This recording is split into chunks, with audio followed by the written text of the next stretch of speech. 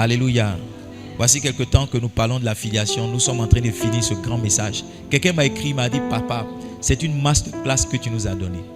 Mais à la vérité, je ne vous prêche pas, je me prêche à moi-même. Le message que j'enseigne, tout à l'heure quand je rentrais dans ma loge, j'ai dit au Saint-Esprit, je veux être un meilleur fils pour mes pères. Aide-moi à être un meilleur fils pour mes pères. L'objectif rattaché à cela, c'est de nous donner plus de compréhension en tant que membres sur le mystère de la filiation. Il y a beaucoup qui ne comprenaient pas ça, mais qui comprennent. Les pasteurs qui m'ont écouté prêcher la filiation, automatiquement m'ont invité. Il y a deux pasteurs qui étaient à l'espace réveil. Il y a un qui m'a dit, il a prévu faire un camp avec un des amis pasteurs. Il dit, mais il va me donner 2 heures dans le camp pour que je puisse prêcher ce message. Il y a un autre qui est un homme vraiment très influent qui m'a dit, je veux prêcher, je veux organiser une conférence avec le même thème. Et je veux que tu viennes avec le prophète Assalif. Tu vois ce que tu as dit là, je veux que tu viennes dire la même chose. C'est un message important, mais qu'on n'écoute pas souvent. C'est un message important quelquefois que les pasteurs ne veulent pas prêcher parce que ça donne l'impression que tu veux aliéner les gens, ça donne l'impression que tu veux rendre les gens ça. Mais vous allez voir que la tenue même que le Seigneur donne à ce message-là, c'est que chaque fois qu'on est là, il prend ce message-là pour nous parler de nos affaires personnelles. Souvent, ça n'a rien à voir avec l'affaire du pasteur, mais c'est nos familles directement. J'ai vu des gens qui peuvent prendre l'écoute quand je parlais. Ce n'était pas en rapport avec moi, mais c'était en rapport quelquefois avec leur paternité. Je pense que Dieu nous a donné ce message-là pour aussi guérir nos relations avec nos parents géniteurs, nos parents biologiques, pas seulement avec nos pasteurs. En toute humilité, en toute honnêteté, je peux dire sans me tromper que les membres de cette église sont de bons fils. Oui, je peux le dire. Non, je peux le dire. Je peux le dire. Vous savez, la Bible dit que ce n'est pas une grande armée qui sauve le roi. Ce n'est pas la multitude d'importance, d'accord? Mais au stade où on est arrivé, les enfants sont de bons fils. Je l'ai vu ce jeudi quand je partais au village de ma maman, à l'occasion de l'enterrement de ma tante. Vendredi, je ne savais pas, mais il y a des gens qui ont pris leur voiture qui m'ont suivi. Ça m'avait tellement touché. J'ai réalisé que je n'étais pas seul. Donc vous-même, c'est-à-dire sans qu'on ne vous prêche le message, mais en observant votre pasteur, en écoutant peut-être certains camps qu'on a eu, vous-même vous avez commencé à développer l'attitude de fils. Ce que je prêche dans cette saison, je crois que Dieu utilise ça pour guérir même nos relations avec nos géniteurs, guérir nos relations avec nos mamans. Pour ceux qui ont perdu leurs parents, Dieu est tenté de guérir leur cœur. Parce qu'il y a certaines choses qu'ils auraient dû faire ou bien ils auraient dû dire, qu'ils n'ont pas fait, qu'ils n'ont pas dit, et puis les parents sont partis. Amen. Donc Dieu est en train d'utiliser ce message-là pour nous aider profondément. Donc le premier objectif, c'est de nous donner plus de compréhension par rapport à ce message. Le deuxième objectif, tout à l'heure on l'a dit au premier culte, c'est de nous permettre de pousser plus loin notre engagement à une transformation profonde. Amen. Notre engagement. On vient à l'église, on vient à un appareil à payer, et puis on lance un appel sur place. Non, c'est extraordinaire, sur place. Sur place. C'est ce que vous avez fait le dimanche passé, ça m'a choqué. Non, ça m'a choqué. Mais même ce dimanche encore, ce matin encore, je pensais. Je disais, mais je me rappelle, il y a des années, c'était difficile pour nous de payer quelque chose de 150 000. Il fallait se mobiliser sur 1 mois, 2 mois, 3 mois. Mais un seul dimanche, 2, 3, 4, 5 personnes se lèvent, et puis un besoin de l'église est satisfait. Mais c'est impressionnant. Ça montre le niveau d'engagement que les gens ont. Parce que ce n'est pas parce que les gens n'ont pas de quoi faire, bien rien à faire avec l'argent, ils donnent. Ils ont quelque chose à faire avec l'argent, mais ils sacrifient ça. Pourquoi? Parce que le niveau d'engagement est monté. Et je bénis Dieu, je prie que vous continuez comme ça. Souvent, la malédiction, c'est que quand on encourage les gens, ils changent. Mais que vous ne changez pas, que vous devenez meilleur. Et puis, troisième objectif, c'est nous donner une stratégie de suivi dans le monde de l'esprit. Dans le monde de l'esprit, nous donner une stratégie de suivi. Je le disais au berger alors qu'on était dans sa voiture, je lui disais, il y a certains combats qu'un fils ne peut pas mener. Il doit les mener avec son père. Je vous dis la vérité. Il y a certains combats qu'un fils ne peut pas mener. Hier, mon fils, mon dernier garçon, il a dit à son père, il faut chauffer ma sauce, il a mangé. Son père n'a pas écouté. J'ai dit, mais il faut chauffer la sauce, il va manger. Tu vois? Et son père l'a fait. Tu vois, non? La même chose. Mais avec son père, le combat est plus rapide. Lui seul ne peut pas mener ce combat-là comme son père. Mais quand son papa s'est associé à cela, il a eu le résultat. Et sa manière de lui dire, c'est comme si il donnait de dire, mais il ne faut pas parler comme ça à ton frère. Il dit, il faut chauffer ma sauce, il a mangé là. Il faut chauffer ma sauce. Et son frère ne l'écoutait pas. Il dit, mais qui va faire ça pour lui? Il faut chauffer sa sauce. Et tu vois, malgré lui, mais il y a certains combats qu'un fils ne peut pas mener tant qu'il n'est pas assisté par son père. Et c'est ça la clé. C'est ça la clé. Maintenant, les pères ont des faiblesses. Les pères ont des faiblesses. 1 Corinthiens chapitre 10, est-ce qu'on peut lire les 11 premiers versets? 1 Corinthiens chapitre 10, on va lire le verset. Et puis juste à partir de là, j'ai rappelé ce que j'ai dit au premier culte. Et puis on va foncer dans le deuxième culte. Est-ce que vous êtes là? Vous êtes là? Il dit, frère, je ne veux pas que vous ignoriez ce que nos pères, je ne veux pas que vous ignoriez que nos pères ont tous été sous la nuée, qu'ils ont tous passé au travers de la mer. Donc ici on parle des pères. Amen. Et l'apôtre Paul va nous montrer les insuffisances et les faiblesses des pères. Amen. Verset 2. Il dit qu'ils ont tous été baptisés en Moïse dans la nuée et dans la mer. Qu'ils ont tous mangé le même aliment spirituel. Donc ils avaient le même pasteur. Ils écoutaient les mêmes messages. Ils ont même bu le même breuvage spirituel, car ils buvaient à un rocher spirituel qui les suivait, et ce rocher était Christ. Donc des gens peuvent être dans la même église et avoir des finalités différentes. Pourquoi?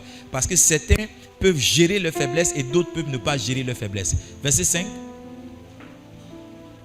Mais la plupart d'entre eux ne furent point agréables à Dieu, puisqu'ils périrent dans le désert. Alléluia. Verset 6. Or, ces choses sont arrivées pour nous servir d'exemple, afin que nous n'ayons pas de mauvais désirs comme ils en ont eu. Donc, il va expliquer leur faiblesse. Leur première faiblesse, c'était les mauvais désirs qu'ils ont eu. Amen. Verset 7. Ne devenez point idolâtres. Ils sont devenus idolâtres, comme quelques-uns d'entre eux, selon qu'il est écrit, le peuple s'assit pour manger et pour boire, puis se levait pour se divertir. Voici leur deuxième faiblesse, leur deuxième erreur. Verset 8. Go ahead. Ne nous livrons point à l'impudicité. Troisième erreur, l'impudicité. Comme quelques-uns d'entre eux s'y livrèrent, de sorte qu'il en tomba 23 000 en un seul jour. Verset 9. On parle ici de nos pères, des gens qui nous ont enfantés, des gens qui nous ont prêché l'évangile. Il dit, ne tentons point le Seigneur. Quatrième faiblesse, comme le tentaient quelques-uns d'entre eux qui périrent par les serpents. Verset 10. Ne murmurez point. Cinquième chose qu'ils ont faite, cinquième faiblesse, comme murmuraient quelques-uns d'eux qui périrent par l'exterminateur. Verset 11, il dit, ces choses leur sont arrivées pour nous servir d'exemple. Elles ont été écrites pour notre instruction à nous qui sommes parvenus à la fin des siècles. Donc j'ai cité 10 faiblesses que les pères peuvent avoir. Est-ce qu'on peut rappeler ça rapidement? On va rester sur ce verset là, puis j'ai cité. La première faiblesse, j'ai parlé de quoi? Aidez-moi. Les erreurs. Les erreurs peuvent constituer les faiblesses des pères. Un père peut être bon, mais il peut se tromper. Il peut se tromper sur l'école dans laquelle il t'envoie. Je me suis trompé. Je me suis trompé par exemple sur mon deuxième garçon. Je me suis dit que ce n'était pas la peine qu'il ait un répétiteur. Mais je me suis trompé.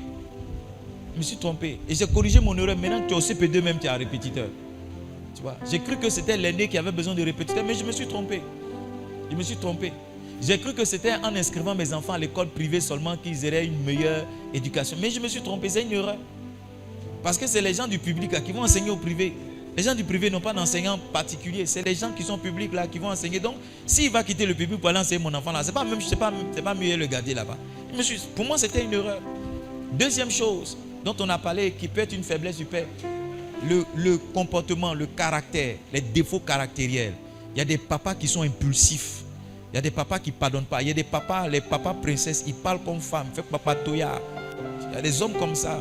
Oui, il y a des hommes de Dieu. Un pasteur, tu lui confies ton affaire, il prêche de ça à la chair, il dit ton nom. Ouais, il y a des gens comme ça. Il ne sait pas garder secret. Quand tu lui donnes, en même temps, il appelle sa femme, il dit tout. Mon épouse, elle va vous dire, vous qui passez par ma femme pour m'avoir, arrêtez ce comportement-là. Hein. Vous qui m'appelez 2 fois, dès que vous ne m'avez pas, vous appelez ma femme pour dire papa est où? Il appelle 2 fois, il ne décroche pas. Arrêtez ça, c'est une sorcellerie que vous faites. Hein. Ceux qui font ça, ils se connaissent. Arrêtez, soit vous m'appelez, soit vous appelez ma femme. Ne passez pas par ma femme pour m'avoir. Si on a appelé 2 fois papa, il ne décroche pas. Maman, il faut lui dire que ne mettez pas ma femme hein, au milieu du ministère. Ma femme est là, il y a des choses. Il y a beaucoup de choses. Sur tous les entretiens, je ne lui confie absolument rien. Donc les gens viennent me parler, je ne veux pas lui dire voici. C'est une erreur. C'est une erreur ministérielle que d'aller dire à ton épouse ce que les gens viennent te dire en entretien. Ça ne se fait pas. Un pasteur sérieux ne fait pas ça. Mais il y a des pasteurs qui font ça. Je vais aller à la maison, m'a dit, déjà la fille a cru qu'elle était sérieuse. Elle m'a dit au bureau là qu'elle a 3 gars. Ça va m'a dit, Deuxième erreur dont on a parlé. Troisième erreur, c'est quoi? Le péché. Il y a des pasteurs qui pêchent. Maintenant, suivez-moi. Les péchés des pasteurs, ce n'est pas forcément l'impudicité. Quoique il y en a qui tombent dedans. Mais un pasteur peut mentir. Un pasteur, par exemple, peut ne pas faire son travail. C'est pas ça?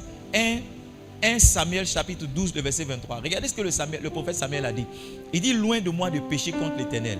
Il va dire, il a dit de cesser de prier pour vous. Je vous enseignerai le bon et le droit chemin. Ça veut dire un pasteur même qui ne prie pas pour ses fidèles, il est en train de pécher. Tu vois? Oui, un pasteur qui n'enseigne pas le bon et le droit chemin est en train de pécher. Voilà. Donc les péchés peuvent être des faiblesses. Tu peux voir un pasteur et puis, par exemple, il aime l'alcool. Oui, il aime l'alcool. Moi, j'ai vu un prophète, un voyant qui est saoulé. Il boit.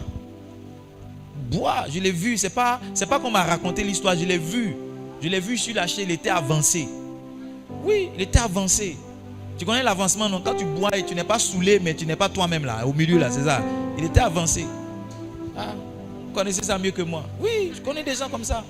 Écoutez-moi, moi j'ai commencé à marcher les hommes de Dieu. Je vous ai dit ce matin que moi avant j'avais beaucoup d'admiration pour les pasteurs. Mais j'ai failli perdre cette admiration-là jusqu'à ce que le Seigneur m'explique la faiblesse des pères.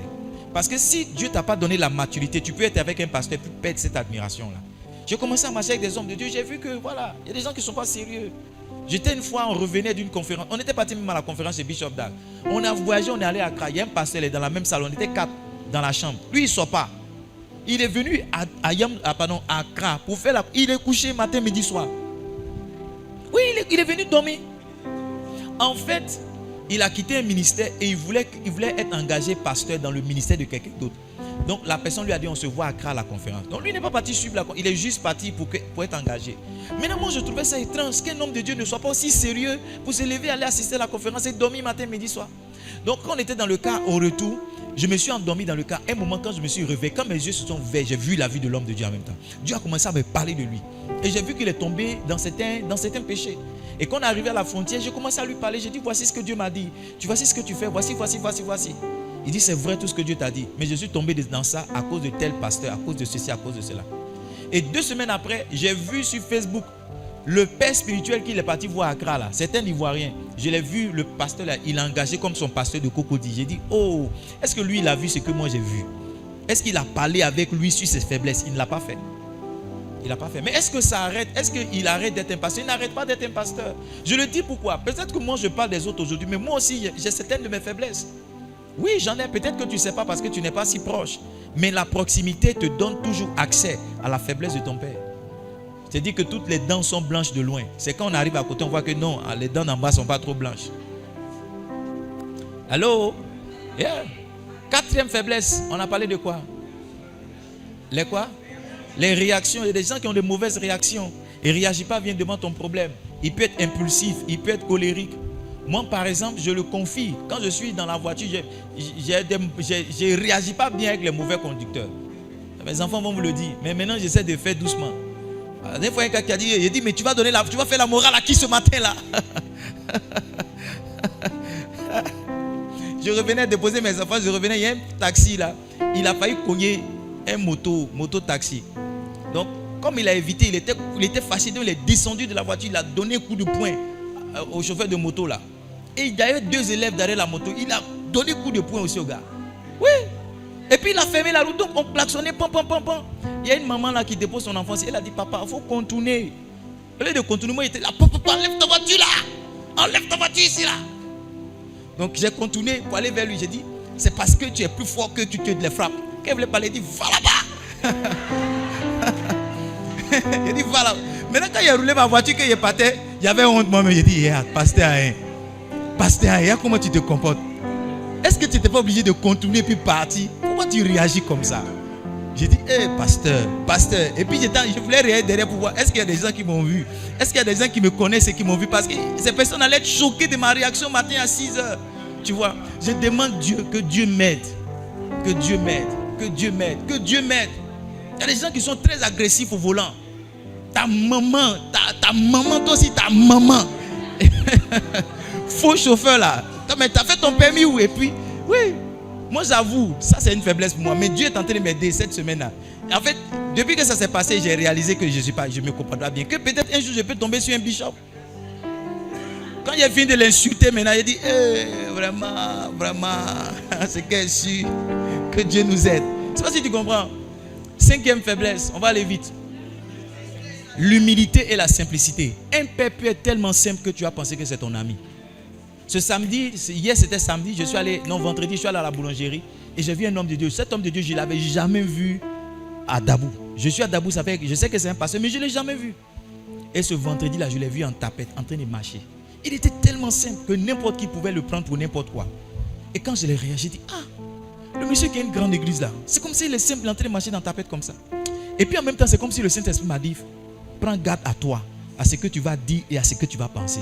Parce que quelle que soit la simplicité qui te présente maintenant, il n'est pas aussi simple, il est grand dans l'esprit. Vous savez, l'humilité est un vêtement qu'on met sur soi qui empêche les gens de voir les lumières qu'on dégage. Donc quand quelqu'un peut te voir comme ça, il peut avoir l'impression que tu es dans l'obscurité, alors que intentionnellement, tu as porté un vêtement qui ne dit pas qui tu es en vérité.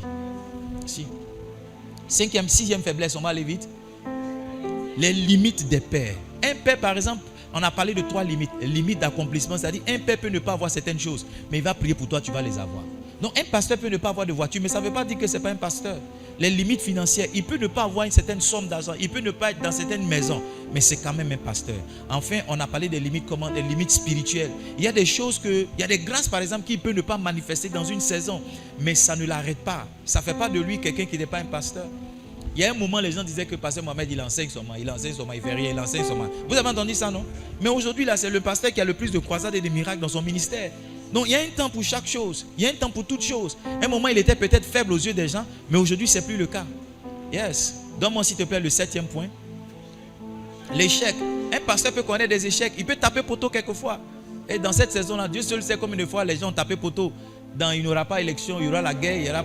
Amen. Mais est-ce qu'ils arrêtent d'être nos pères? Ils n'arrêtent pas d'être nos pères.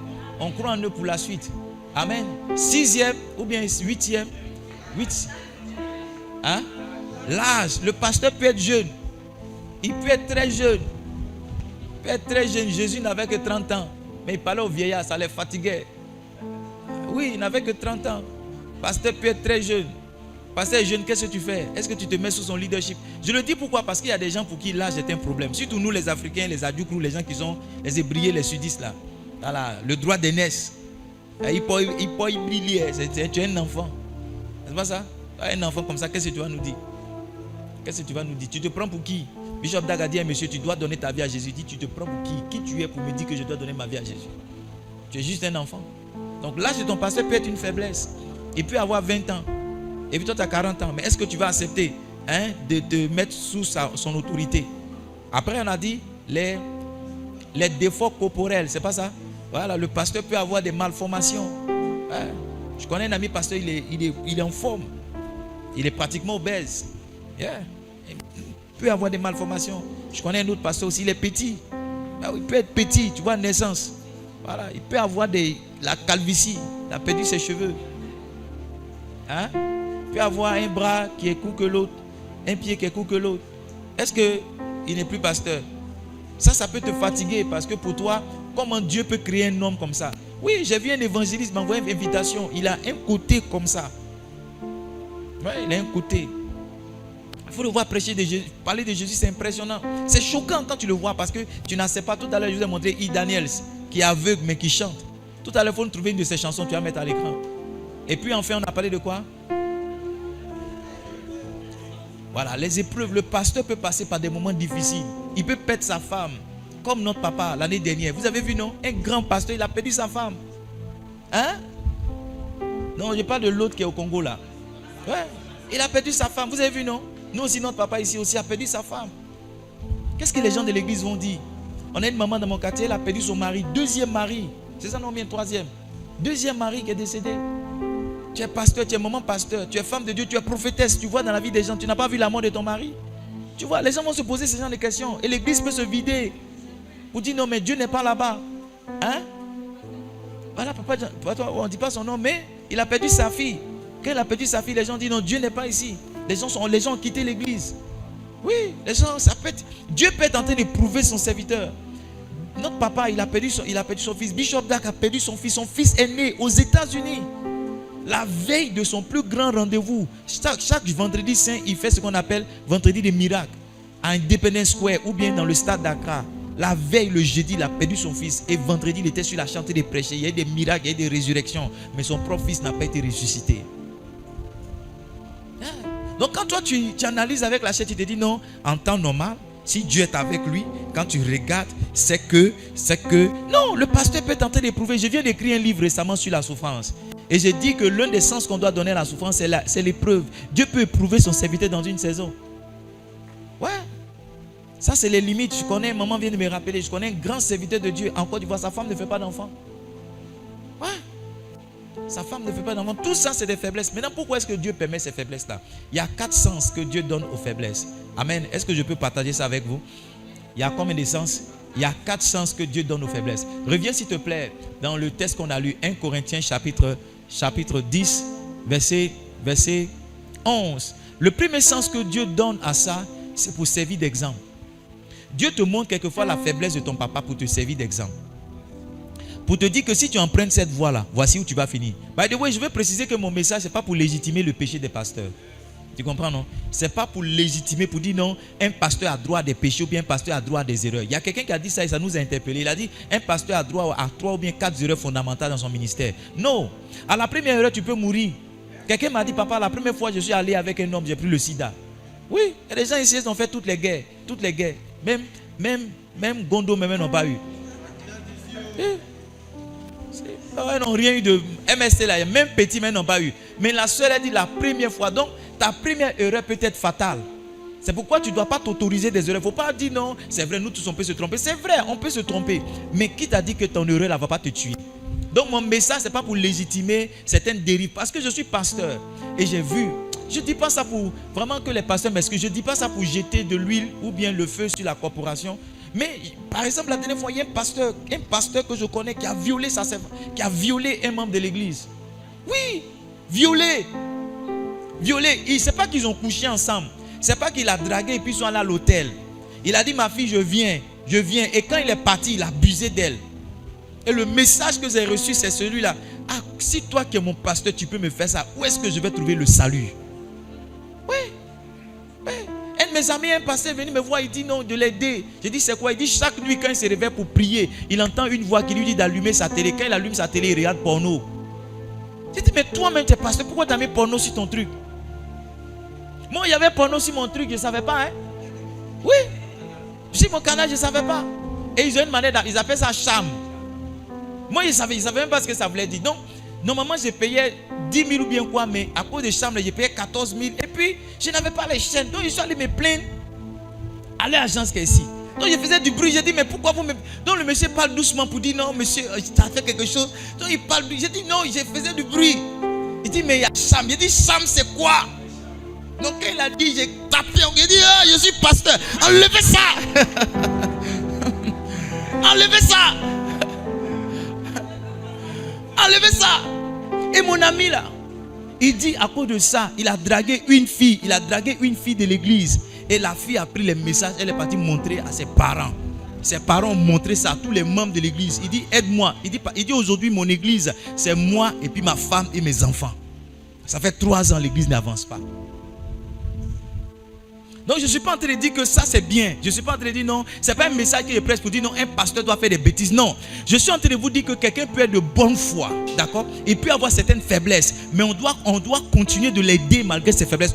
Comment traiter avec ses faiblesses? C'est de ça que je suis en train de parler. Donc les pasteurs comme ça, qu'est-ce qu'on fait? Quand tu es un pasteur comme ça, qu'est-ce que tu fais? Quand tu es un homme de Dieu qui fait ça, qu'est-ce que tu fais? Quand tu as ce monsieur qui boit, il boit le rouge, il boit l'eau de mer, qu'est-ce que tu fais? Quand tu as quelqu'un qui vole, qu'est-ce que tu fais? Qu'est-ce que tu fais? Qu'est-ce que tu fais? La première raison pour laquelle Dieu nous montre les faiblesses de nos pères, c'est pour faire quoi? Nous servir d'exemple. Souvent, quand les gens n'ont pas changé, ils ont une mauvaise fin. Regarde, s'il te plaît, viens au verset 5. Viens au verset 5, s'il te plaît. Il dit, mais la plupart d'entre eux ne furent point agréables à Dieu. C'est pourquoi, puisqu'il périt dans le désert. Donc, si tu n'as pas changé, tu n'as pas traité avec tes faiblesses, si tu es un homme de Dieu, tu vas périr. Tu vas faire comment? Tu vas périr. Et quand tu péris là, Dieu te montre comme un exemple. Pour dire, vous qui êtes les nouveaux pasteurs là, si tu suis les pas de ce monsieur là, voici comment tu vas finir. Si tu empruntes cette voie là, voici où tu vas finir. Donc Dieu te montre quelquefois les faiblesses pour te montrer la finalité de la voie. Il y a beaucoup qui prennent les mêmes faiblesses, qui se disent non, ça ne va pas m'arriver. Si tu es un pasteur que tu voles, tu vas mal finir. Si tu es un pasteur que tu mens, ça va mal finir. Quelquefois, Dieu te fait la grâce de voir la fin de quelqu'un qui a menti, la fin de quelqu'un qui a volé, pour que toi tu dis, ah, donc c'est comme ça on finisse. C'est comme ça on finit, pardon. Donc Dieu permet ça pour nous servir d'exemple. Je prie pour toi que tu ne sois pas utilisé comme un mauvais exemple. Tu vois souvent dans le quartier on dit non, tu vois la soeur là, la fille là, elle n'était pas, c'est pourquoi elle est comme ça. Tu as déjà vu un exemple comme ça? On dit tu vois le jeune homme là, tu vois, ses parents lui ont parlé, n'ont pas écouté, c'est pourquoi sa main est coupée. Que tu ne sois pas un mauvais exemple pour les enfants. Que tu ne sois pas un mauvais exemple pour les générations qui viennent. Que tu ne sois pas un mauvais exemple pour les générations après toi. Dieu permet que tu voies la faiblesse de ton papa quelquefois pour te montrer. Tu sais ma fille, j'ai fait une prière à Dieu quand j'avais 16 ans ou 17 ans. J'ai dit si par erreur j'enceinte une femme, je vais la marier. Tu sais pourquoi j'ai fait cette prière là? Parce que dans ma famille, on est une famille recomposée. Et la souffrance qu'on a eue dans cette histoire de famille recomposée, je me suis interdit d'avoir une famille recomposée. Si, j'ai dit non, ça je ne veux pas. Ça je ne veux pas. J'ai dit aussi que je ne veux pas une femme briller. Parce qu'elle crie trop. Que je veux une femme bêtée. Parce que quand j'étais petit, j'aimais Dikael Yadé, Luxon Pardo, c'était mes artistes préférés. Et là-bas, tout ça, c'était mes trucs. J'essayais de briller, mais c'était les choses que j'aimais. Donc quand ça passe à la télé, mes parents m'appellent. Viens. Jimmy Niaouré, c'était mes artistes préférés quand j'étais petit là. J'étais un enfant mais j'aimais bêter et puis attirer. Donc j'ai dit à Dieu, donne-moi une femme bêtée. Dieu a entendu ma prière. Mais il m'a donné une femme bêtée de nom et ébriée de caractère. Allô? Donc Dieu permet ça, tu sais pourquoi? Pour te servir d'exemple. Il y a certains parmi vous, vous avez déjà vu l'exemple. La voie que vous êtes en train d'emprunter, là, vous avez déjà vu l'exemple. Mais vous êtes en train de vous dire non, ça ne va pas m'arriver. Garçon, on doit lui et puis on n'est pas marié là. Il y a beaucoup d'exemples dans ta famille. Mais tu crois que toi, tu seras différente. Mais toujours ça finit mal. Toujours ça finit mal. Toujours. Toujours ça finit mal. Toujours. Toujours. La même fin là, ça arrive 3 ou 4 enfants. Et puis voilà, après, tu es dans l'intercession de l'église ou bien tu es dans la légion de Marie. Tu connais la légion de Marie? Tu connais la légion de Marie? Tu es dedans. Tu es dans la légion de Marie. Tu es les mamans Marie, les grands soeurs de Marie ou bien les petites soeurs de Marie. Tu es dedans parce que maintenant tu pries pour avoir une bonne fin. Amen. Écoutez-moi, je vous dis la vérité. Dieu nous a tellement exposés à certaines faiblesses. C'est parce que on n'a pas la réaction qu'il faut. Justement, la deuxième réaction, pourquoi est-ce que Dieu permet ça? Dieu permet ça pour nous permettre de tirer instruction. Dans mon verset 11. Servir d'exemple, mais pour tirer instruction. Tirer instruction. Verset 11. Ces choses leur sont arrivées pour servir d'exemple. Elles ont été écrites pour notre instruction, à nous qui sommes parvenus à la fin des siècles. J'ai un papa pasteur, quand il veut organiser un programme, il appelle certaines personnes de l'église et puis il dit non, voici le programme que je vais organiser. Et s'ils disent non, là, ils ne vont pas venir. S'ils disent non, il ne va pas faire. J'ai dit mais pourquoi? Il dit mais c'est eux qui donnent l'argent. Parce que c'est quand je rentrais dans le ministère, je me suis dit, il n'y a personne dans le ministère qui va me tenir parce qu'il gagne l'argent. Non, il n'y a personne qui va définir ce que je veux faire ou bien ce que je ne veux pas faire. Je vais faire impact. Gloire à Dieu, vous donnez, vous êtes des bons enfants. Mais ce n'est pas vos visages qu'on regarde. On n'a pas convoqué quelqu'un pour dire non, on veut faire ce que tu as. Non, on a lancé le programme. Ceux qui vont flouer nous. Et puis Dieu va se manifester. Le papa, il a fait 20 ans dans le ministère. Avant qu'il était délivré, il est venu me voir. Il dit mon fils, j'ai été délivré de la pression humaine. J'ai décidé moi de ne pas faire le ministère comme ça. By the way, j'ai commencé le ministère en travaillant, en prenant soin de ma famille un moment. Et même quand je suis rentré dans le ministère à plein temps, je ne suis pas bête, hein? Je ne vis pas seulement d'offrandes et de dîmes. Hey, j'ai mes trucs, hein? Oui! Il y a mes trucs. Non, il y a mes mouvements. Non, il y a les appels quand je fais là. Ils règlent des problèmes. 2 jours là, je suis rentré. Non, je ne suis pas bête, hein? Je ne suis pas bête. Je ne suis pas bête. Maintenant la guerre va commencer. Ou bien la guerre a commencé. Qui va donner dîme? Qui va te donner dîme? Qui va te donner dîme? Si c'est chaque dimanche tu attends pour donner l'argent pour donner à ta femme, tu vas mourir de faim. Tes enfants seront malheureux. Parce que combien les gens vont donner? Avec toutes les charges de l'église, combien toi tu vas prendre? J'ai dit non, il y a une sagesse ailleurs. Il y a une instruction. J'ai tiré quelque chose comme instruction. Quand Dieu t'expose à la faiblesse d'un père, il veut t'enseigner quelque chose.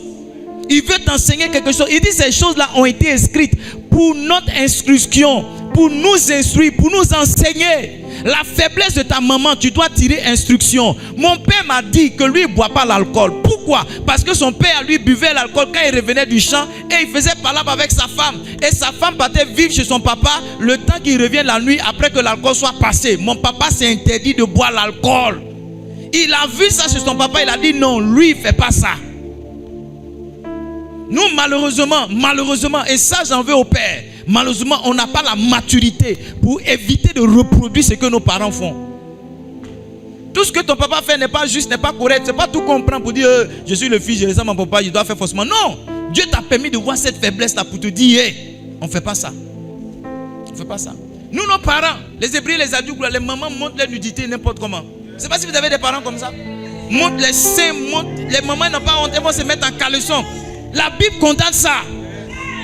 Un enfant ne doit pas voir la nudité de son papa, ni la nudité de sa maman. Et les mamans, comme tu as vu ta maman faire, elle attache un pagne ici, ses seins sont dehors, elle se promène. Toi aussi, maintenant tu as ton enfant, tu fais comme ça. Tu fais comme ça. Et on dit de te dire c'est ma fille, oh, c'est ma fille. Non, faut pas faire. Si ta fille voit tes seins, elle va te manquer de respect un jour. Et toi aussi, si tu es une fille que tu vois les seins de ta maman, il faut savoir que demain là, tu dois casser tes seins. C'est pas parce que ta maman fait que tu dois faire aussi. Ça, c'est pas correct. C'est pas correct.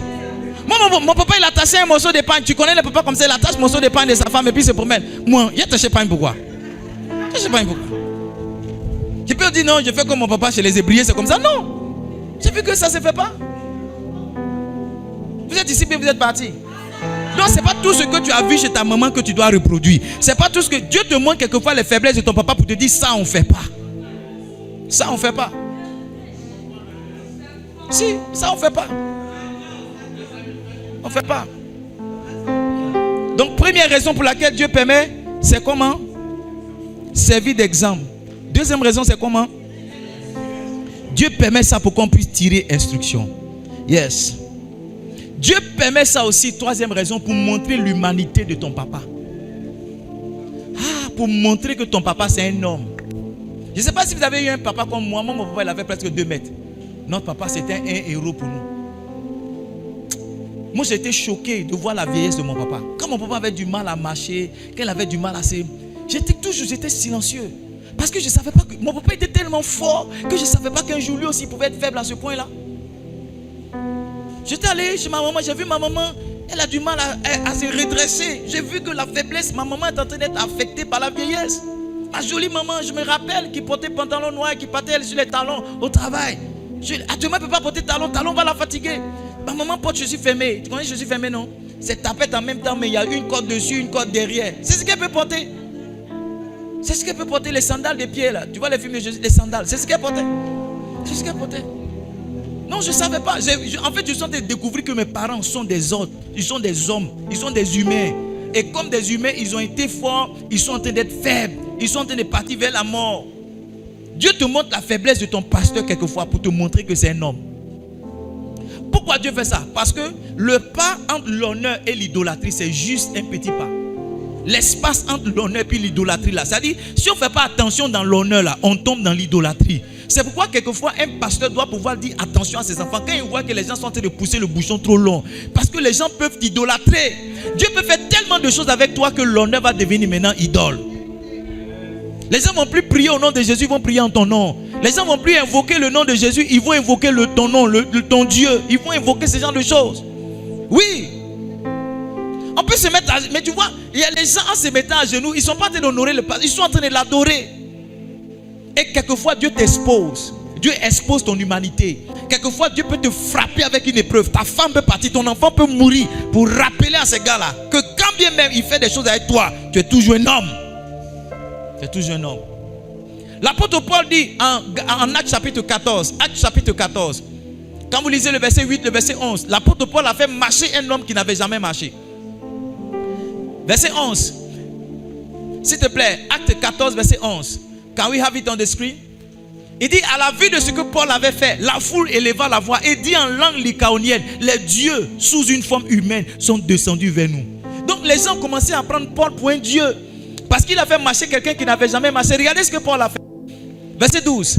Ils appelaient Barnabas Jupiter. Ils lui ont donné un nouveau nom. Et Paul Mercure. Parce que c'était lui qui portait la parole. Verset 13. Le prêtre de Jupiter, dont le temple était à l'entrée de la ville, amena des taureaux avec des bandelettes vers les portes. Et il voulait de même que la foule offrit un sacrifice. Verset 14. Les apôtres Barnabas et Paul, ayant appris cela, déchiraient leurs vêtements. Ils se précipitaient au milieu de la foule. Qu'est-ce qu'ils ont dit au verset 15? En s'écriant, ô homme, pourquoi agissez-vous de la sorte? Nous aussi, nous sommes des hommes de la même nature que vous. Ton pasteur, c'est un homme. Il faut l'honorer, c'est vrai, mais il n'est pas Dieu. Oui. Il faut croire en son ministère, c'est vrai, mais il n'est pas Dieu. Il ne faut pas tomber dans cette bassesse. Il y a des intellectuels qui ont perdu maintenant la raison. N'importe quoi que n'importe quel homme de Dieu dit maintenant, il s'apprend. Ça prend, non. Non. Donc, moi, je ne suis pas Dieu. Hein? Moi, je ne suis pas Dieu. Tout à l'heure, il allait manger ma nourriture. Il y a des gens, mais ils voient le pasteur, ils se demandent si le pasteur mange. Un homme de Dieu nous disait que quelqu'un l'a vu en train de manger. Il dit, tu manges. Mais tu manges. Il dit, ah, il est comment? Je suis un homme. Oui. Parce que de toute façon, Dieu agit à l'homme là, on ne sait pas qui mange. Ton pasteur, Dieu montre la faiblesse de ton pasteur, de ton père pour te montrer que c'est un homme. C'est quand même un homme. Je vous dis la vérité, permettez-moi de citer son nom. Mais quand on était petit là, nos parents nous disaient qu'on ne parle pas le nom d'Oufoué comme ça. Que si tu dis Oufoué là, il va sortir. Même les Togolais aussi avec Eyadema, on ne dit pas son nom. Que si tu dis Eyadema, il va venir dans la maison. C'était comme un esprit. C'est quand Oufoué est mort là. Même quand il est mort, on dit non, c'est pas bien lui, c'est pas. Les gens ne croyaient pas. Parce qu'il y a un mystère qui entoure le gars. Voilà. C'est pas un homme. C'est pas un homme, c'est un génie. Il est moitié homme, il est moitié sirène, il est moitié bélier. Et les hommes d'avant aussi, ils ont créé tellement de mystères autour d'eux pour trafiquer les gens. Je ne sais pas si vous avez regardé ce film là, le 6e doigt. Le 6e doigt, il y a un blanc dedans il a fait comme ça. Je m'en vais en ville, je laisse mon œil ici, mon œil va vous regarder. Il a déposé un œil en caoutchouc sur un tronc d'arbre. Et vous voyez les noirs là, ils étaient en train de travailler, Le plus intelligent parmi eux, il a pris son chapeau, il est passé derrière l'œil et puis il a fermé. Quand il a fermé, il a attrapé ses amis, on dit oh, il va plus nous voir. C'est quel homme qui peut se déplacer et laisser son œil quelque part d'autre? Allez regarder le 6e doigt. C'est un film que je vous encourage à regarder. C'est un film très comique. Dieu permet ça pour te montrer l'humanité de ton pasteur, pour te montrer l'humanité de ton papa. Dieu permet ça aussi quelquefois, la faiblesse des pères enfin, pour tester votre filiation. Tester votre filiation. Pour tester votre filiation. Le jour où tu vas voir ton papa faible, est-ce que ça sera toujours ton papa? Ou bien tu vas quitter l'église comme ma soeur vient de me dire, on a quitté l'église de mon papa. Sa fille est décédée, les gens sont partis. Parce qu'ils se sont dit, si la fille du pasteur doit mourir, quel est l'avenir de nos enfants? Quel est l'avenir de nos enfants? Ces genres de situations-là, Dieu les permet quelquefois pour tester les gens. Je vous dis, vous qui dites papa, vous n'êtes pas comme mes enfants. Hein? Le jour où je serai faible et que vous allez rester, c'est ce jour-là vous allez me montrer que vous êtes mes enfants. Oui, c'est dans la difficulté. Il dit l'ami aime en tout temps. Proverbe 17, verset 17, mets ça à l'écran. Il dit l'ami aime en tout temps. J'ai envie de dire que le fils aime en tout temps. Il dit dans le malheur, il se fait un frère. Il se fait un frère. C'est le malheur qui permet d'apprécier le réel attachement entre les hommes. Yes, c'est les souffrances qui permettent d'apprécier le réel lien qui existe entre les hommes. C'est pourquoi vous qui fuyez vos familles là, la famille c'est la seule chose qui va vous rester quand les hommes vont vous laisser. Ta maman que tu dis c'est une sorcière là, c'est la seule qui va aller te voir en prison. Quand tous tes amis vont arrêter d'aller te voir en prison. Yes, ta maman ou bien ton papa tu dis n'a rien fait pour toi. C'est le seul qui va aller au tribunal essayer de traiter ton cas lorsqu'il n'y aura personne. Les seuls membres des liens qui nous restent, c'est la famille. C'est la famille. C'est la famille. C'est la famille. Vous venez à l'église, vous avez des frères à l'église, mais ne vous méprenez pas. Hein? La vie de maintenant, c'est les intérêts. Il n'y a que les membres de ta famille qui seront avec toi sans intérêt. Tu vois que quelqu'un t'aime, il t'apprécie. Il t'apprécie pour quelque chose que tu as. Si. Vous dites la vérité. Donc souvent Dieu permet des faiblesses. Il vous montre les faiblesses des pères. Vous-même pour tester vos cœurs. La Bible dit, David s'est retrouvé 2 fois devant Saül. Il avait la possibilité de le tuer. La deuxième fois, son gars lui a dit, laisse-moi planter là. Il a dit la pioche dans son cœur. Peut-être que toi tu me laisse-moi le faire. David a dit non. Il a dit non. Mais quand ils sont sortis de là, il a dit mon père, mon père, mon père. Il n'a pas dit oh Saül maudit là. Il n'a pas dit oh Saül mon ennemi. Non. David a continué d'honorer Saül même dans sa faiblesse. Même quand l'Esprit de Dieu l'a quitté, il continuait de l'honorer. Il continuait de le voir comme un oint. Celui qui l'a tué, il est venu lui, et puis il est venu donner la... Il dit, tu n'as pas craint de porter main contre loin de l'Éternel. David l'a fait tuer. Dieu permet la faiblesse de ton papa pour voir si c'est vraiment ton papa. Pour voir si c'est vraiment ton papa. Beaucoup d'entre vous êtes passés par là. La maladie de ton papa, c'est un test. La souffrance de ta maman, c'est un test. Moi, il ne me reste plus que ma maman. Je veux faire le maximum que je peux pour elle. Non, je vous assure, hein, parce que j'estime qu'avec mon papa, il y a certaines choses que j'ai ratées. Mais avec ma maman, je ne vais rien rater. Yes.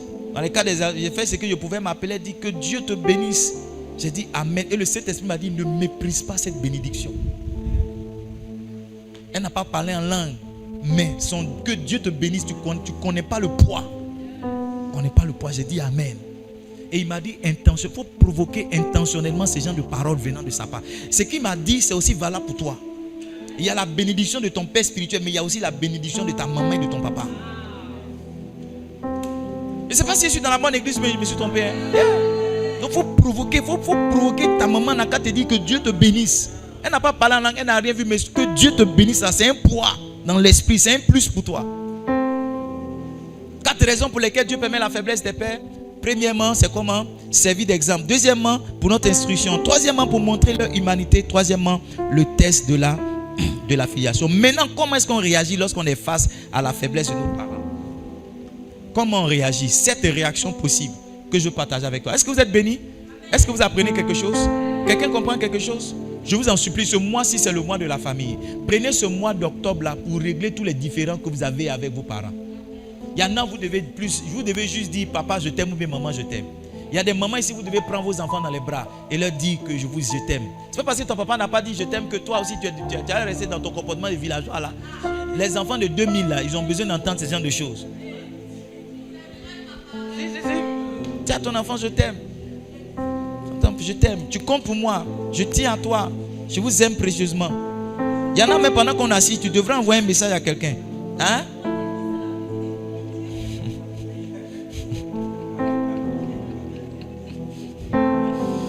Première attitude que tu dois avoir lorsque tu tombes devant la faiblesse de ton père. Pasteur Do. Première attitude, suivez-moi. Première attitude que tu dois avoir lorsque tu tombes devant la faiblesse de ton père. Vous qui êtes derrière, vous me suivez? La première attitude que tu dois avoir, c'est de continuer de l'honorer. Continuer de l'honorer. Tu sais pourquoi tu dois continuer de l'honorer? Dans Ephésiens chapitre 6, verset 2. Mon garçon, ça va? Rappelle-moi ton nom. Jonas. Jaurès. Jaurès, tu es un mignon garçon. Lis pour moi Jaurès.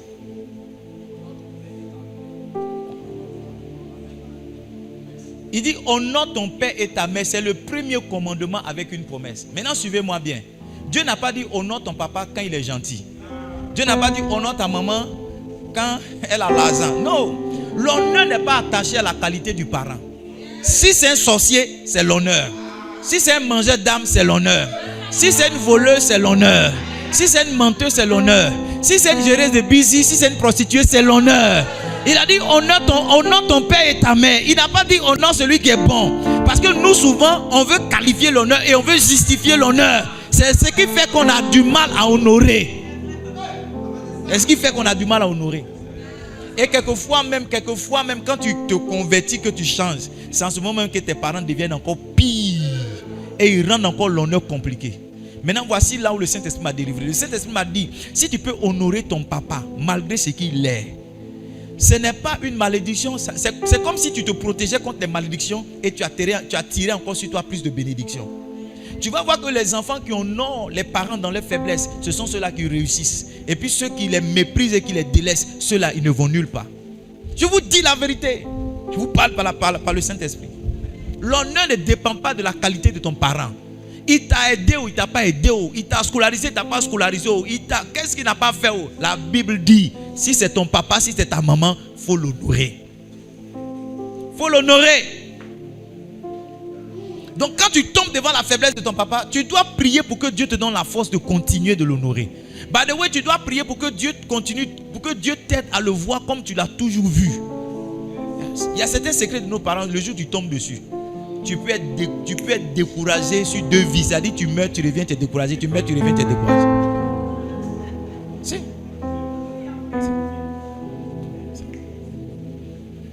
Tu dois continuer de l'honorer. Tu dois faire quoi?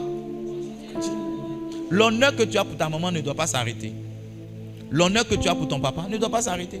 C'est pas parce que tu allais demander à ton papa quelques cahiers scolaires, quelques cahiers fourniture n'a pas pu payer que tu as dit, toi-même là, tu ne sais à rien même. Dans ma vie même, je ne sais pas à quoi tu me sers. Est-ce que vous êtes, je sais que mon message est en train de délivrer beaucoup de personnes. Yes. L'honneur qu'on donne aux parents là, vous avez lu non? L'honneur là, ce n'est pas aux parents qui sont DG. Ce n'est pas aux parents qui ont pris soin de leurs enfants. Un père, c'est celui qui t'a mis au monde. Une mère, c'est celle qui t'a mis au monde. Si c'est les deux là, la Bible dit de les honorer, quel que soit l'état dans lequel ils sont. Il y a beaucoup d'entre nous, on n'est pas passé au prochain palier de visitation à cause de ça. À cause de ça. Je vous prête ça avec beaucoup d'aisance. Pourquoi? Parce que moi-même j'ai eu ce test et Dieu m'a aidé à passer par là. Dans cette saison-là, je sens plus d'amour pour ma mère. Je sens plus d'amour pour ma mère. Moi, j'étais 3e garçon. La position que j'ai eue, c'est la position de celui de qui on prend moins soin. Voilà. Moi, dans la famille, c'est les premiers et les derniers. Ceux qui sont au milieu là, ils doivent se débrouiller. Ou bien, c'est moi seul qui ai remarqué ça. Qui est d'accord avec moi? Dans la famille, c'est les premiers et les derniers. Ceux qui sont au milieu doivent se débrouiller. Donc, tu vas voir que toi, on ne t'a pas donné petit nom. Premier, là, petit nom. Dernier aussi, un petit nom. Moi, mes gars, ils envoient les petits frères venir demander les choses. Parce qu'ils ont l'impression que... Et puis, s'il y a une seule fille ou bien un seul garçon, oh, tu as l'impression que tout l'héritage est pour eux. Donc, moi, j'étais dans une position comme ça, où je faisais certains efforts pour qu'on me donne les choses qu'on a données à mon frère. Mais quand ça arrive à mon niveau, 0. Soit il y a un malheur qui frappe la famille. Mon frère, je me rappelle, mon frère, il a eu le bac. Quand mon frère est né le bac, on était à Boaké, mon papa lui a donné l'argent pour venir payer un téléphone portable à Abidjan pour retourner. Ah, donc moi j'attendais mon bac aussi. Parce que ma soeur, quand il est frappé là, même Bescla, même Bescla, mais n'est pas eu. Ah, quand mon frère était étudiant à l'INP, c'est-à-dire on mettait son argent dans ma main. Il mettait dans mon caleçon pour lui envoyer à l'INP. Donc il dit, hey, le jour où il m'a dans cette école là, voilà, je serai un boss. Comment ils sont rentrés là? Ils ont coupé l'argent par 3.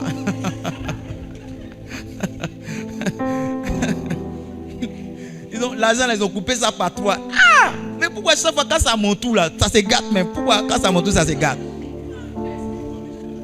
Quand ça arrive à mon tout là, un jour j'ai dit à ma maman, j'ai dit, mais pourquoi? Quand moi je demande 10 000, tu me donnes 1000 francs. Elle dit, oh, elle dit, toi depuis que tu es petit, tu sais te débrouiller. Depuis que tu es un enfant, tu sais te débrouiller. On ne sait pas comment tu fais, mais tu t'es toujours débrouillé.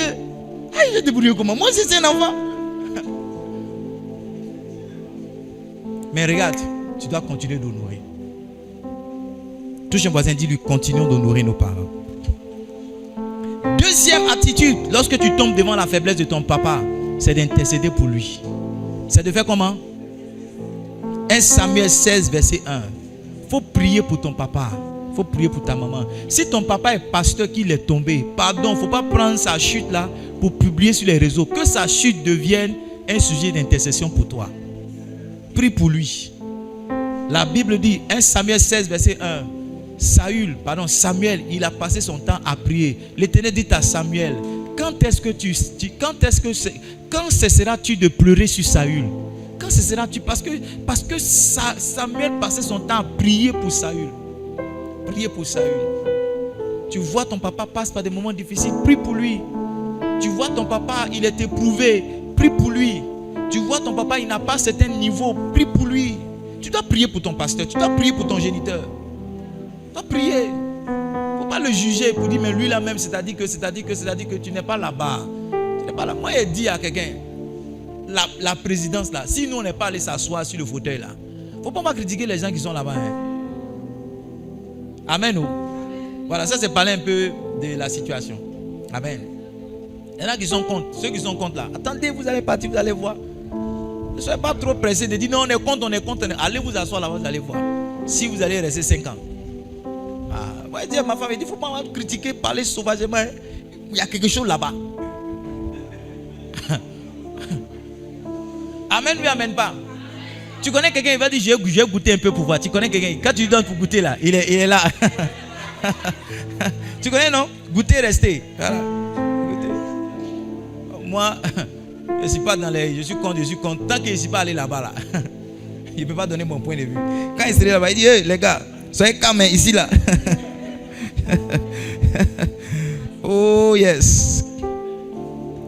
Deuxième attitude, c'est comment? Intercéder. Prions pour nos parents. Prions pour nos pasteurs. Prions pour eux. Prions pour eux. Ah, mon temps est arrivé. Ok. Troisième attitude. Il faut tirer instruction de ce que tu vois. Le jour où tu tombes devant la faiblesse de ton papa ou bien la faiblesse de ta maman, au lieu de la critiquer là, il faut tirer une leçon. Pour dire, ah, j'ai compris maintenant. Donc quand tu donnes l'argent à un garçon là, il devient paresseux. Oui. Donne l'argent à un garçon, il sera paresseux. Vous qui prenez soin des hommes là. Le jour où son argent va sortir, il va aller prendre une fraîchini. Toi tu vas continuer de payer la facture, lui il sera en train de boire, il voit. Parce que tu l'as habitué. Amen. Oh. Donc si tu vois quelque chose comme ça chez ta maman, tu dois dire, ah, garçon, il faut l'aider un peu, hein, mais pas beaucoup. Hein? Ça c'est un exemple que j'ai donné. Ça peut être autre chose. Ça peut être par exemple, ton papa a bu, il est tombé, il est nu. Tout le monde est venu le chercher dans le caniveau. Tu dois dire, hey, alcool c'est pas bon, hein? Donc s'il boit, c'est comme ça, il est tombé dans le caniveau aussi. Est-ce que tu comprends ce que je suis en train de dire? Chaque fois que tu tombes devant la faiblesse de ton papa, tu dois tirer une instruction. Il dit, j'ai passé près du champ d'un paresseux. Dans mon Proverbe chapitre 24, à partir du verset 30. J'ai passé près du champ d'un paresseux. Un homme dépourvu de sens. Yes, verset 31. Il dit, voici les épines, ils croissaient partout. Les ronces, ils couvraient la face et les murs de pierre étaient coulés. Regarde verset 32. Il dit, j'ai regardé attentivement et j'ai tiré instruction de ce que j'ai vu.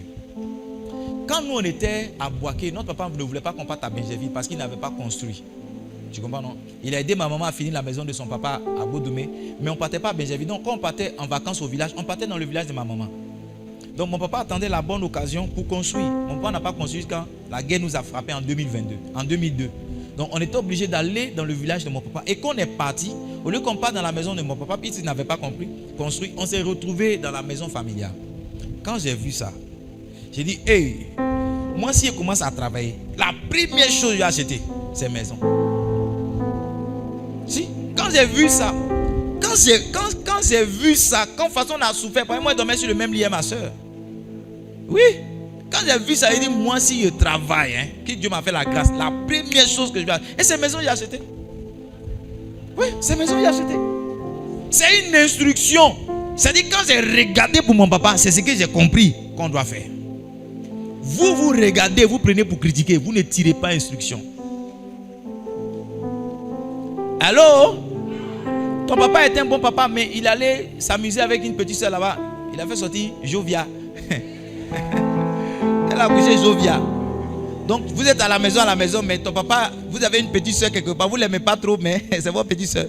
Au lieu de critiquer ton papa là, tu dois savoir que si tu es ta femme là, il ne faut pas aller t'amuser. Mais si tu t'amuses là, Jovie peut sortir.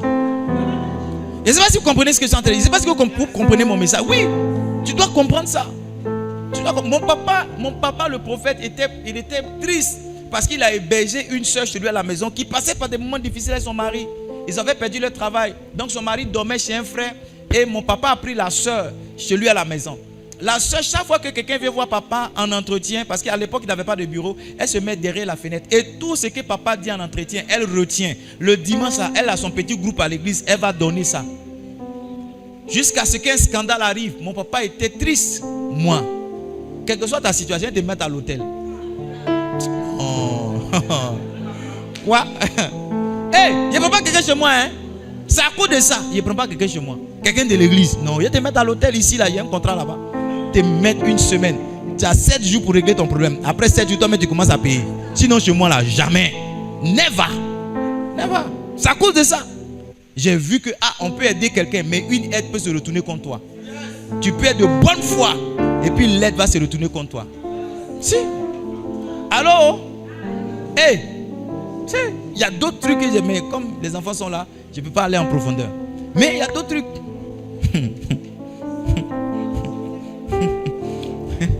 Mon garçon, il a demandé à sa maman, une vieille, c'est quoi? Elle dit, où tu as appris ce mot-là? Il dit, papa a dit ça quand il prêchait. Non, il a compris que je dois faire attention. Ils sont là comme ça, ils me regardent, ils font comme s'ils n'entendent pas. Amen. Quatrième attitude que tu dois avoir devant la nudité de ton papa, il faut couvrir la nudité de ton père. Couvrir la nudité. Au début, dans ma folie, là, j'avais une servante. Une nièce de ma femme. Non, la servante, elle était trop bien. On n'a pas eu beaucoup de servantes. Je suis dans mes bemboulades. Ma femme l'appelle, elle dit, papa dort. Elle dit, mais ton tonton, il est où? Elle dit, tonton dort. Il dort depuis 19 ans, alors qu'ici, dans la ville. Je ne lui ai pas dit de dire ça. Elle et moi, on ne s'est jamais assis pour dire non. Si maman appelle, voici. Mais la fille là, je ne sais pas quelle maturité elle a eu. Mais quand ma femme l'appelle pour dire, il est où? Elle dit, il dort. Parce que s'il dort, tu peux le réveiller. Alors que le gars. Tu vois, la servante, elle me couvrait. Elle couvrait ma nudité. Elle ne m'exposait pas. Quand tu tombes devant la... Je ne sais pas te dire que c'est une bonne chose, mais quand tu tombes devant la nudité de ton papa, tu dois le couvrir. Tu ne dois pas permettre à plusieurs personnes de voir ton papa nu. Quand on a tué Absalom, la Bible dit que David pleurait parce que c'était son fils. Et quand il pleurait, la Bible dit que tous les soldats qui sont venus avec lui étaient touchés. Parce que c'est comme s'ils ont mal fait. Ils sont venus le défendre, mais en même temps ils pleurent parce qu'ils ont tué son ennemi. Joab est parti dire à David, ressaisis-toi. Parce que regarde ce que tu fais. Il n'a pas permis à David de rester longtemps dans cette faiblesse. Il a dit, David, ressaisis-toi. Quand tu vois ton papa dans une faiblesse, tu dois l'aider à se ressaisir. Tu vois ta maman, tu dois l'aider. Tu dois couvrir la nudité de ta maman. Tu dois couvrir la nudité de ton papa. Je ne sais pas si vous comprenez ce que je suis en train de dire. Voilà, couvrir la nudité, c'est empêcher d'autres personnes de voir ce que tu as vu. Si tu as un secret, tu dois garder ce secret-là. Il faut mourir ça. Il ne faut pas le dire à quelqu'un. Pour dire, j'ai vu papa dans un couloir. Tu étais le seul à le voir. Tu l'as vu dans un couloir là. Tu l'as vu dans le couloir. Tu gardes ça pour toi. Hein? Il y a des secrets comme ça que nous on a. On avait ça. Tu dois couvrir. Tu ne dois pas permettre à beaucoup de personnes de savoir. Couvre la nudité de ton père. J'ai pas, bon, peut-être qu'on aurait pu partir sur ça. Genèse chapitre 9. Est-ce que vous êtes là? Genèse chapitre 9, verset 20. Donne-moi verset 20 ou verset 23. Il reste 2 dernières études et puis on va finir. Je ne vais pas durer sur ce qui est. Genèse chapitre. Il dit Noé commença à cultiver la terre et planta la vigne. Ce que tu plantes, c'est ce que tu as mangé. Amen.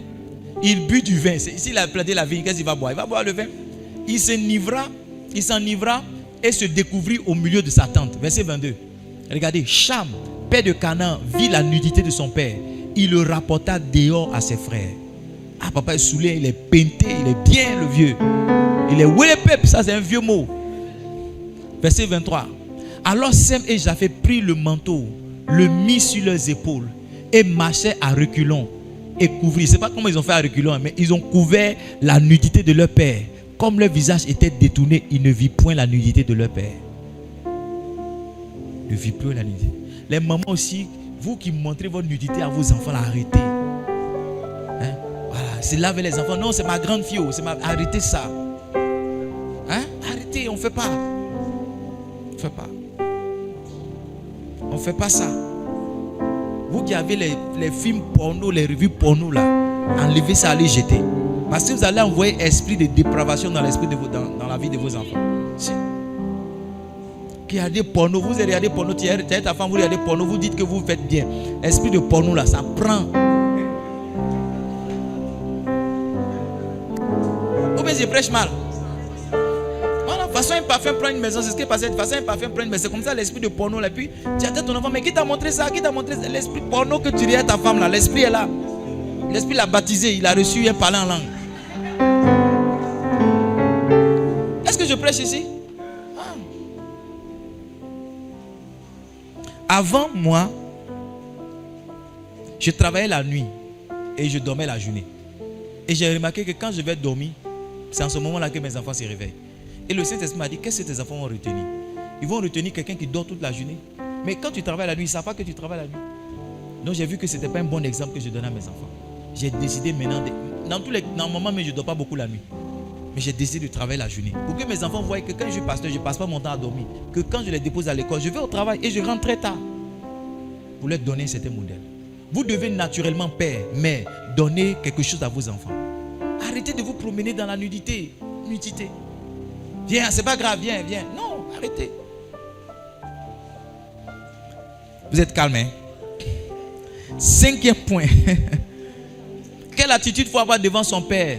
Quand on le voit nu, il ne faut pas le toucher. Il ne faut pas faire quoi? Il ne faut pas le toucher. Il ne faut pas porter main à son papa. Il ne faut pas gifler sa maman. Ça ne se fait pas. Quelle que soit ta colère, il ne faut jamais faire ça. Je ne sais pas qui a déjà fait ça ici, mais tu dois aller te repentir. On ne gifle pas sa maman, on ne gifle pas son papa. On ne lui porte pas main. On ne tape pas. Un enfant, il voyait chaque fois son papa tape les fesses de sa maman. Pas. Quand son papa passe, il tape les fesses. Un jour, il est passé, il a tapé les fesses de sa maman aussi. C'est qui lui est? Il pense que c'est un jeu ou bien c'est une manière de communiquer pour dire qu'il est faim ou bien quelque chose. Donc, il a frappé aussi les fesses de sa maman. 1 Chronique 16, verset 22. Ne touchez pas mes oins. Il faut jouer quelque chose. Joue ce que tu jouais là. 1 Chronique 16, verset 22. Il dit ne touchez pas mes oins. Ne faites pas de mal à mes prophètes. On ne touche pas un pasteur. Touche pas. Il ne faut pas t'associer aux gens pour frapper un pasteur. Vous avez vu, à Boisflé, il y a un pasteur qui n'a pas payé 12 000 de loyer ou bien 7 000 de loyer là. Ils ont... va voir, vous connaissez. Ils ont déchiré son habit sur lui. Vous avez vu comment le pasteur il n'avait pas raison. Hein? Vous avez vu, non? Mais à la fin là, il a eu raison. À la fin, il a eu l'argent. La femme là été. C'est-à-dire, tout le monde là, toute la Côte d'Ivoire a vu la femme là comme une sorcière. Alors qu'elle était dans ses droits. Mais on ne déchire pas l'habit d'un pasteur. Elle a déchiré. Dans sa folie là, quelqu'un est en train de filmer. Et aujourd'hui, maintenant, avec les téléphones portables, faites attention. Si quelqu'un met le téléphone sur vous, dites-lui, hey, tu as 12 millions. Qu'est-ce que tu fais? Parce que vous ne savez pas ce que quelqu'un filme là. Vous ne savez pas où ça va partir. Lui, tiens pas debout. Lui, il a dansé en caleçon hier. C'est ça, non? Il dit, Pathé s'est lavé, il a dansé en caleçon. Caleçon blanc. Il a dansé. Sa petite s'est mis ça sur son statut. Et ce matin, il lui a dit, où est le statut? Mais maintenant, ça à l'écran, on va voir. Il a envoyé la vidéo. Il dit, Pathé s'est lavé, il ne savait pas. Il dit, mais est-ce que tu ne dansais pas devant le téléphone? Il dit, dansez devant le téléphone. Vous vous embrassez, vous filmez. Vous embrassez, vous filmez. Hey, si vous vous ennuyez là, venez à la com ici, on va vous donner le téléphone. Ce que Léni fait là, vous allez faire. Mais quand vous êtes caché là-bas là, ne mettez pas de téléphone dedans. Amen. Oh. Il y a quelqu'un, c'est ta parole prophétique qui est là. Tout ce qui est dans ton téléphone, tu dois supprimer. Un voleur s'est sorti sur internet il n'y a pas longtemps. Il a volé le téléphone d'une femme. Il a juste volé le téléphone. Juste volé. Quand il a volé le téléphone, il a vu qu'elle avait des vidéos dedans. Il a dit, maman, je veux 2 choses. 100 000 et une Schweppes. Il ne faut pas me demander c'est quoi la Schweppes.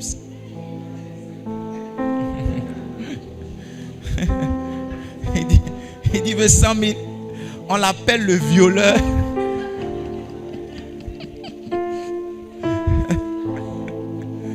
La femme l'a dit, moi, je vais te donner 150 000. Il a demandé 100 000. Mais, ça dit les vidéos compromettantes qui étaient en... Elle-même, elle a augmenté la mise. Pour dire, je viens me livrer. Je te donne 150 000, je viens me livrer. Donne-moi mes vidéos. Parce que c'est la mode. Oh, on filme, on fait besoin, c'est film. Vous filmez tout. Filmez tout. Le jour où tu vas dire, je vais être présidente ou bien je vais être député de Daboula, on va sortir ça. Où tu croisais ton pied, tu avais une cigarette devant un whisky, tu faisais comme ça. On va sortir, vous dire, maman la députée. Maman députée, voici ta cigarette qui est là. Je vous dis la vérité, si vous êtes converti là, les témoignages, tu dis avant, ne faites pas ça. Hein. Supprimez les anciennes photos. Vous êtes devenus de nouvelles personnes. Supprimez tout. Supprimez tout. Parce que souvent là, l'ennemi va fouiller dans votre passé pour vous accuser.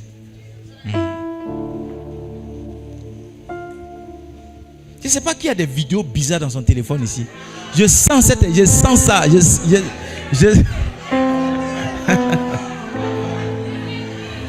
Ceux qui ne parlent pas sont faits ici. Parce qu'il y a deux camps. Il y a ceux qui parlent beaucoup et puis il y a ceux qui ne parlent pas. Les deux sont concernés.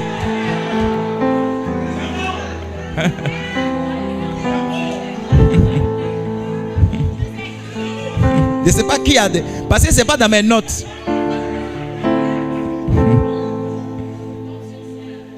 Si vous avez ce genre de vidéos là, supprimez-les. Hein?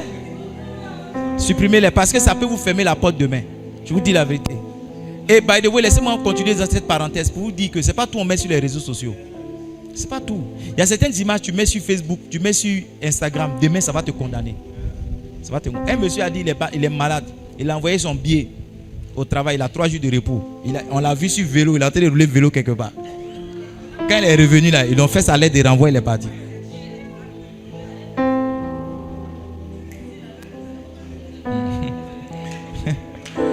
Amen. Sixième chose, sixième réaction que tu peux avoir vis-à-vis de ton père devant la nudité de ton papa. Je vais vite parce que le temps imparti est arrivé à son thème. Tu ne peux pas frapper ton papa. C'est pas ça. Ce que tu peux faire pour l'aider, quelquefois, c'est de le signaler auprès de son père spirituel. Parce qu'un fils ne reprend pas son père. Donc ce que tu peux faire, celui qui a autorité sur lui, c'est d'aller dire papa, je t'aime beaucoup, j'aime beaucoup notre papa, mais 2 jours là, notre papa a des difficultés. On veut que vous l'aidiez. Je parle des pasteurs. Maintenant, si c'est ton père géniteur, ton papa là, il a un oncle. Tu vois, les petites expositions, c'est mieux que de grandes humiliations. Donc, allez voir un oncle pour dire, ah, vraiment 2 jours là, voici un peu la petite. Mais nous, on ne peut pas. Mais on n'a rien dit. Il faut voir comment tu peux aider notre papa. Ça aussi, c'est possible. L'évêque de dépôt dit, il a pris certains de ses capitaines. Il est allé chez le pasteur Enoch Adeboye. Il a dit, si je fais mal, voici chez lui chez qui vous devez venir parler. Moi, si vous connaissez mes papas, si vous sentez que je fais mal, allez voir le prophète Adamathieu pour dire 2 jours là, notre papa, vraiment, on ne sait pas dans quoi il est rentré. Puis allez voir le pasteur Charles. Allez les voir. Mais ne me laissez pas comme ça pour dire non, Dieu va l'aider. Dieu va l'aider. Est-ce que vous suivez ce que je suis en train de dire? Donc, vous pouvez signaler votre papa auprès de son père. 1 Samuel 19, 18 à 24. 7e attitude, c'est l'attitude à ne pas avoir, c'est critiquer. Comment? Si tu ne peux pas aider ton papa, il ne faut pas le critiquer. Il ne faut pas faire un clan entre vous, frères, vous allez critiquer votre papa. Non, non, non, il ne faut pas faire ça. Si tu connais un groupe où on critique le pasteur, il faut sortir de ce groupe. Parce que bientôt le feu va descendre là-bas. En tout cas, si c'est moi que vous critiquez, je prie contre vous. Oui, je prie. Je prie contre les gens qui veulent me séparer de mes connexions. Je prie contre les gens qui m'attaquent. Et je prie contre les gens qui me calomnient. Ça, je prie contre eux. Actuellement, ici, dans 52 jours, je suis en train de les allumer. Chaque nuit. Chaque nuit, quand je fais son, je les ai détruits. Donc, si tu fais partie d'un groupe de personnes dans cette église ou ailleurs, vous parlez de moi. Le feu va tomber entre vous bientôt. Le feu va vous tomber sur vous là-bas. Parce que je ne m'amuse pas, hein, parce que j'ai observé que la calomnie, ça peut détruire la carrière de quelqu'un. La calomnie, ça peut fermer des portes. Donc, je ne m'amuse pas à ça. Vous dites non, c'est pas grave. Si tu m'entends dire ça, c'est dans la forme. Sinon, en esprit, je suis en train d'allumer les gens. Amen. On ne critique pas son papa. Je vous ai dit tout à l'heure au premier culte qu'il y a une malédiction qui vient à la critique qui fait que ce que tu critiques, ça devient une limite pour toi. Tu n'obtiendras jamais quelque chose que tu critiques. Jamais. Tu ne verras jamais quelque chose que tu critiques. Quelqu'un sa voiture passe, il dit bon, c'est les voleurs là, tu ne vas jamais avoir voiture. Quelqu'un passe sa voiture, il dit oh, c'est les gérés de busy là, tu ne vas jamais. Quelque chose que tu critiques, tu le repousses. Mais quelque chose que tu admires, tu l'attires. Yeah.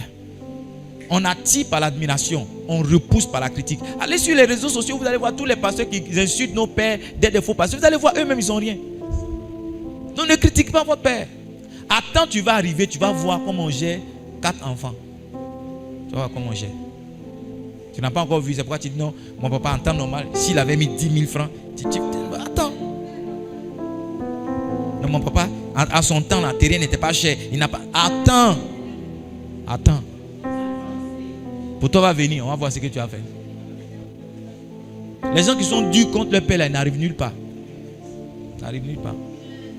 Souvent même le peu que papa a réalisé là, ils vont squatter dedans. Si. Va chercher une chambre dans la maison. Lui, il n'a pas dit son papa valait rien. Maintenant, il dit non, papa et moi, je n'ai pas ma chambre dans la maison. Je n'ai pas ma chambre. Vous connaissez les chercheurs de chambre comme ça? Je veux ma chambre. Moi, comment ça, je suis le fils aîné, je n'ai pas de chambre. Je n'ai pas de ceci. Mais c'est pas toi qui disais que papa n'a rien foutu là. Toi, tu as fait quoi? Fils, on ne critique pas son père. Hein? Never. Tu ne critiques pas son père. Si tu fais quelque chose que tu ne comprends pas, prends tes affaires, tu t'en vas. Il fait quelque chose, tu ne crois pas en ça, tu t'en vas. Moi, je vais vous faire une confidence. Moi, il y a des choses auxquelles mon papa ne croit pas. Ok, moi, je crois. Moi-même, pour mon géniteur, mais j'ai toujours été un mystère pour mes parents parce que j'ai eu des airs de quelqu'un qui n'est pas de la maison. Je vous ai dit, depuis moi, je suis un enfant, je ne mange pas foutu ma main. Je mange foutu, cuillère, fourchette. J'ai toujours eu ça. Ma femme me disait que mes tantes, je dis des choses comme ça, mais c'est pas grave. Mes tantes, par exemple, les petites mamans, elles ne m'approchent pas. Je suis mystérieux. Elles appellent ma femme. Est-ce que ton mari, est-ce que je suis mystérieux? J'ai toujours été un gars à part. Toujours ici, je suis seul dans mon coin, je suis assis dans mon coin. Voilà. On est dans la misère, mais je ne suis pas un miséreux. Voilà. J'ai toujours. Moi, je plantais fleurs chez mon papa. J'étais un enfant, je vais chercher fleurs, je plante.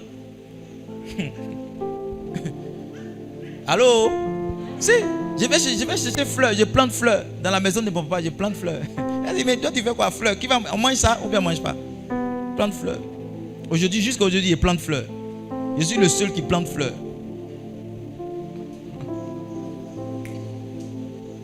Maintenant, je vais vous donner 5 versets que la Bible dit concernant les pères, puis on va finir. Est-ce que vous êtes bénis parce que je dis? Le premier verset, il faut noter. Proverbes chapitre 30, verset 17. Ce sont les menaces que je vous donne. Ne pas critiquer son papa, Nombre 12, verset 1. Proverbes 30, verset 17. Mets ça à l'écran. Lis avec moi s'il te plaît. L'œil qui se moque d'un père et qui dédaigne l'obéissance envers une mère. Lis avec moi. Les corbeaux du torrent le perceront et les petits de l'aigle le mangeront. Si tu te moques de ton papa, tu vas avoir un malheur. Est-ce que vous avez lu le verset là? Proverbe 22, verset 28. Proverbe 22, verset 28. Mets ça à l'écran. Il dit, ne déplace pas la bonne ancienne que tes pères ont posée. Ne déplace pas la bonne ancienne. On ne vient pas remettre en cause tout ce que son papa a fait. Job chapitre 8, verset 8 à 9. Job 8, verset 8 à 9. Mets ça à l'écran. Je vais finir avec ce message d'aujourd'hui. Il dit, interroge ceux des générations passées, sois attentif à l'expérience de leur père. Un père, tu dois être attentif à son expérience. Tu dois demander à papa comment était ta vie, comment les choses ont été. Verset 9. Il dit, car nous sommes d'hier et nous ne savons rien. Tu ne sais rien. Nous là, on vit depuis combien d'années là? On a vu la guerre on a vu d'abord 1990. Tu connais 1990? Ce qui s'est passé en 1990 en Côte d'Ivoire. Avec l'entrée du multipartisme. C'est cette année-là, il y a eu année blanche, non? 1990, c'est une année qui a chauffé en Côte d'Ivoire.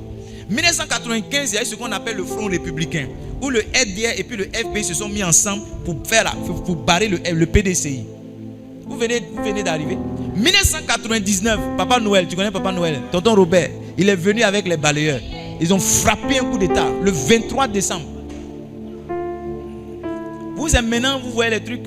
Nous, il y a longtemps, il y a longtemps dedans. 2000, on dit qu'il a gagné, il dit qu'il n'a pas gagné. Il dit qu'il a gagné, on dit qu'il n'a pas gagné. Ils se sont mélangés un peu. 2002, c'est encore venu. 2010, c'est vers 2010, ça vous avez commencé à voir. Nous, ça fait combien d'années on voit ça? Donc vous devez nous poser la question. Quand samedi on sort, ça va se coiffer là. Il y a longtemps on voit ça. Vous qui êtes cachés dans la maison là, vous venez d'arriver, nous là. Nous on a marché de Boaké qu'à Abidjan. Amen. On peut marcher encore d'Abidjan qu'à Boaké. Donc laissez-le à nous coiffer. Si vous avez commencé, dites-nous que ça a commencé, on va partir. Vous qui avez péri à checker, rempli de...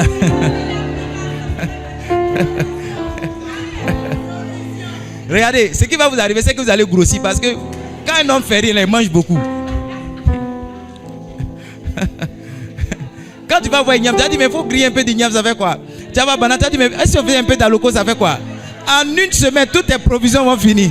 Je vous donne une semaine, avant la semaine prochaine, tout ce que vous avez payé pour mettre dans la maison, ça va finir.